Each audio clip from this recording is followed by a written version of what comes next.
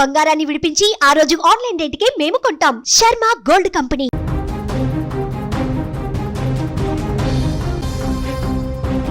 మృత్యువు ఏ రూపంలో వస్తుందో ఎవరు ఊహించలేరు. దైవ కృప ఉంటే ఆ మృత్యువు కూడా ఓడిపోక తప్పదు. సరిగ్గా ఇదే జరిగింది శ్రీశైలం ఘాట్ రోడ్లో. లోయలోకి దూసుకెళ్లాల్సిన బస్సు అద్భుతం జరిగినట్లుగా పిట్టగోడపై ఆగిపోయింది.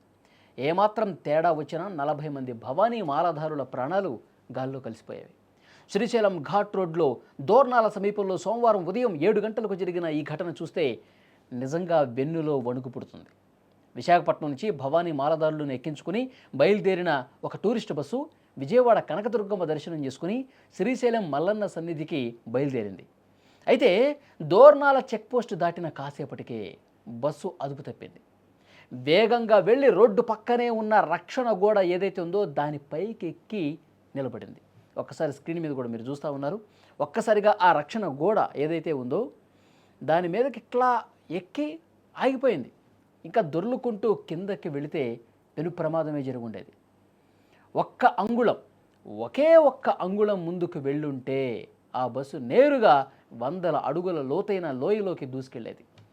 అది జరిగితే కనుక అంటే ఊహించడం కష్టం, అంతటి ఘోరం కళ్ళ ముందు జరిగి ఉండేది. కానీ ఆ రక్షణ గోడే రక్షకుడుగా మారింది. ఆ భవానీ మాతే వాళ్ళని ఆదుకుంది అని చెప్పి భక్తులు కూడా చెప్తా ఉన్నారు.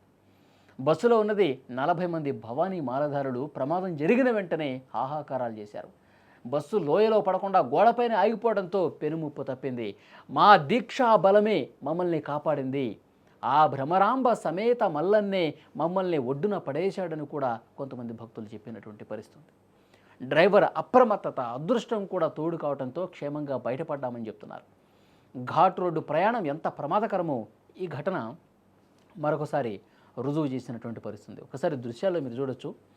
ఆ బస్సు ఏ విధంగా రోడ్డుకి ఇటువైపున ఉన్నటువంటి ఆ ఇనుప గోడ లాంటిది నిర్మాణం ఏదైతే ఉందో దాని మీదకి వెళ్ళి ఒక్కసారిగా ఆ ఇనుప ఏదైతే ఉందో రక్షణ కవచం దాన్ని ఢీ కొట్టి పక్కన ఉన్నటువంటి గోడ మీదకి ఏ విధంగా ఎక్కేసిందో ఒక్కసారి మీరు చూడండి.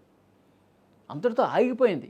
లేదు అంటే కనుక ఆ కిందకి పడిపోయి ఉంటే అందరూ కూడా తీవ్ర గాయాల పాలయ్యేవాళ్ళు. ఆసుపత్రుల్లో ఇప్పుడు చికిత్స పొందుతూ ఉండేవాళ్ళు. ప్రాణాలు కూడా పోయి ఉండేవి.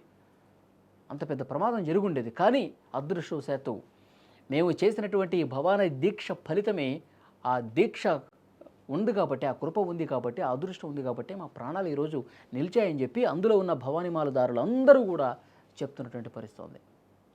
సో నిజంగా వైజాగ్ నుంచి బయలుదేరామండి శ్రీశైలం. అది ఎవరో బస్సు వెళ్తుంటే బ్రేక్ కొడితే బ్రేక్ ఫెయిల్ అయిందండి. పక్కన ఉన్న డివైడ్ని కొట్టామండి. ఆ డివైడ్ను కొట్టి బస్సు వైజాగ్ నుంచి బయలుదేరామండి శ్రీశైలం.